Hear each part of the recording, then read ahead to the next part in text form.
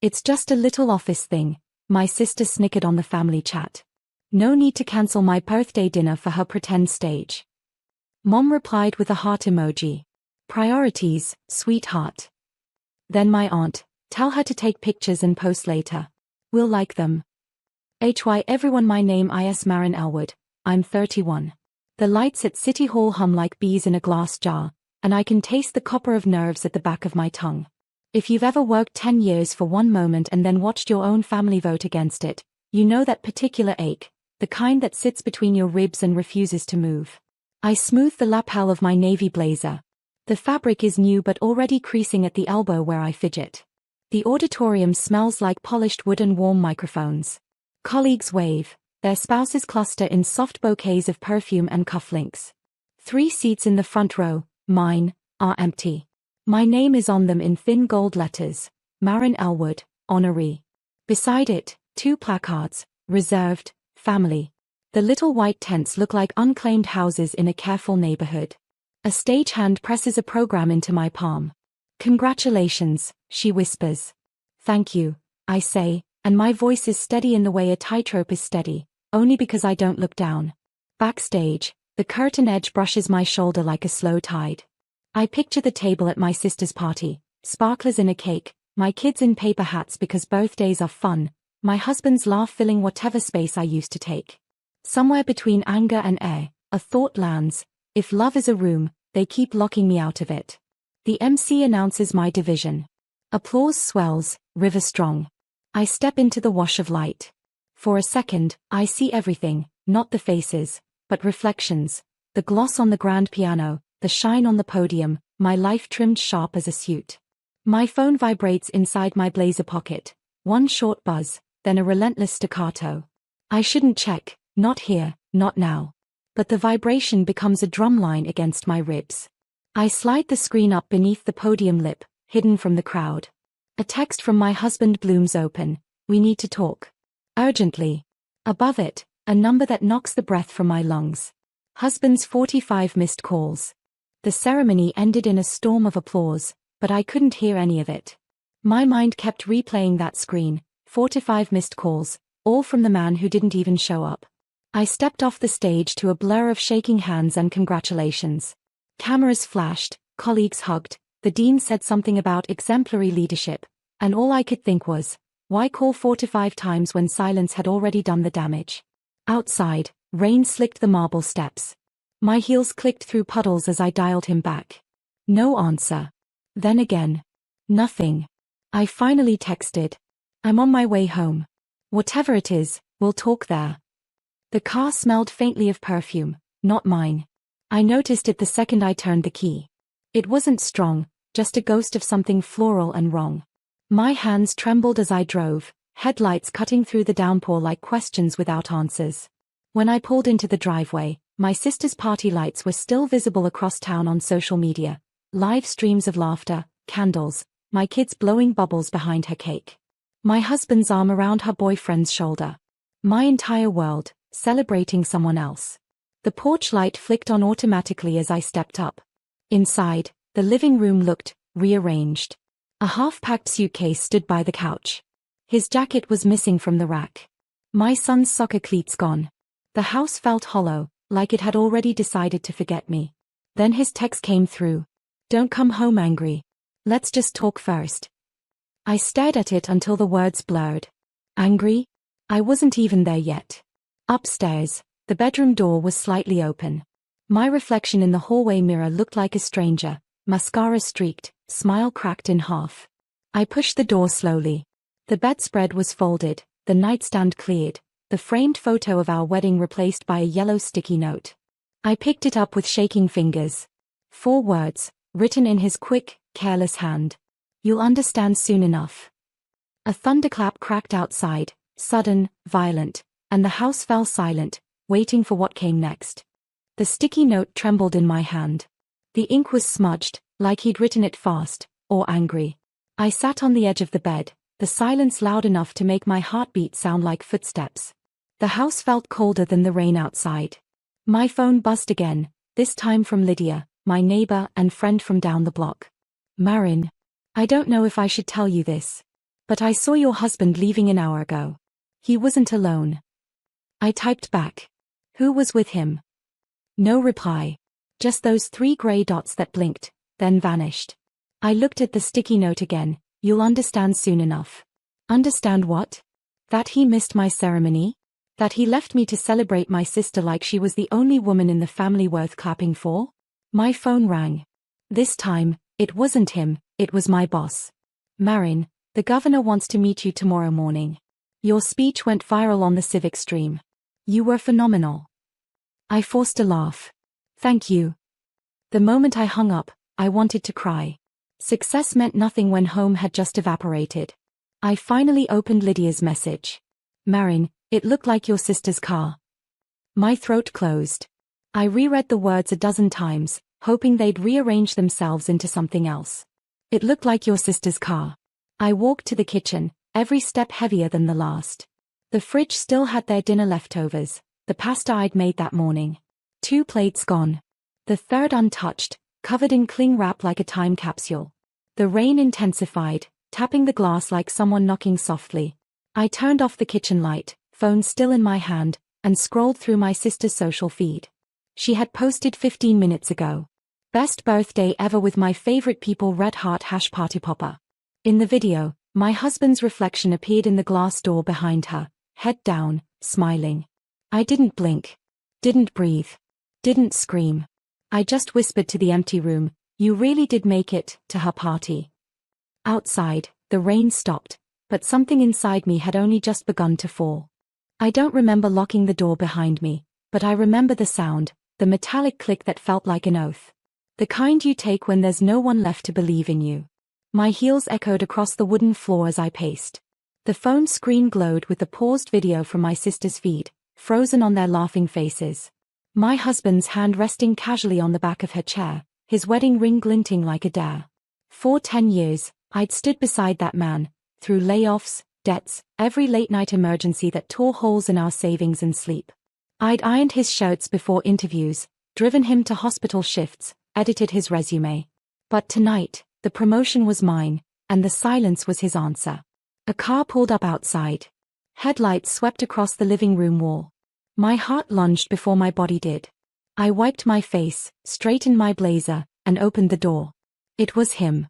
Rain still beaded in his hair, his tie loose, eyes bloodshot. Behind him, the car idled, and in the passenger seat, I could see a pale blur of someone's hand. A woman's. Marin, he started, breathless, you weren't supposed to see that. That. I repeated, the word sharp as glass. You mean her birthday? Or the part where my husband looked perfectly happy on camera? He stepped closer. You're blowing this out of proportion. I laughed. One short, broken sound. 4 to 5 missed calls say otherwise.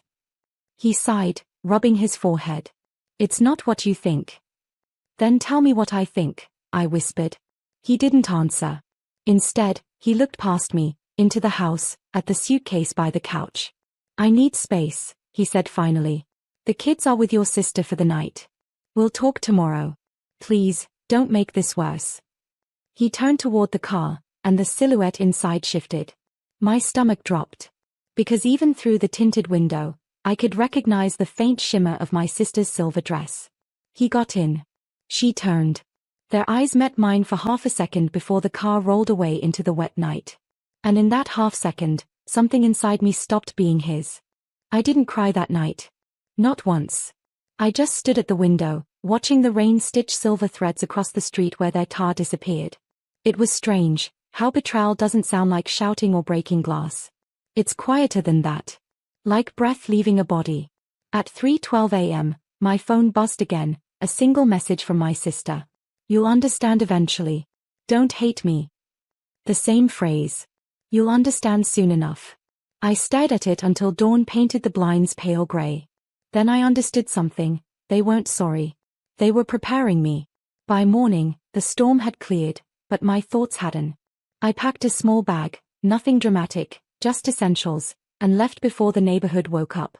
I drove without direction, ending up by the harbor, where the water was flat and indifferent. Gulls cried overhead like warnings no one listens to. I sat in my car and opened the Notes app, typing every detail I could remember. The timeline, the words, the lies. Maybe it was instinct, or self-defense, but documenting the truth felt like oxygen. At 8:04 a.m., my assistant called. "Marin, congratulations again. The press wants a short statement about last night's ceremony. They're calling you the face of civic resilience." I almost laughed. Resilience. If only they knew. By noon, I was back at City Hall. Cameras. Interviews. Applause again. But this time, it all sounded like static. I smiled when I had to. I signed the documents. I shook hands. Then, right before leaving, a junior reporter pulled me aside. "Ms. Elwood, is it true your sister's married to your husband's business partner? There's talk of a merger announcement." My pulse skipped. "Excuse me." She showed me her tablet. There it was, a photo from last night's event, captioned, "Real estate magnate David Elwood celebrates partnership with the Elwood Family Trust." The Elwood Family Trust. A name I'd never heard, but one that carried my last name. And that was the moment I realized, this wasn't just betrayal of love. It was the opening act of something much colder, a business play. That evening, the world kept applauding while my foundation cracked quietly underneath. Every congratulatory handshake felt like a curtain pulled over a crime scene. By the time I reached my office, my fingers were trembling too hard to even turn the key. Inside, my desk light flickered, one weak bulb fighting the dusk. I opened my laptop and searched the corporate registry. The Elwood Family Trust came up instantly. Registered 3 months ago. Trustees, David Elwood and Samantha Elwood. My husband and my sister. The description said, joint property, investments, and real estate assets to be consolidated under family name. My name was nowhere in sight. A noise escaped me, half laugh, half disbelief. I scrolled further. The first asset transfer was dated the day after our anniversary. The house. My house. The deed had been refiled, listed under the trust. They'd stolen it while I was still sleeping in it. The office clock ticked in slow motion.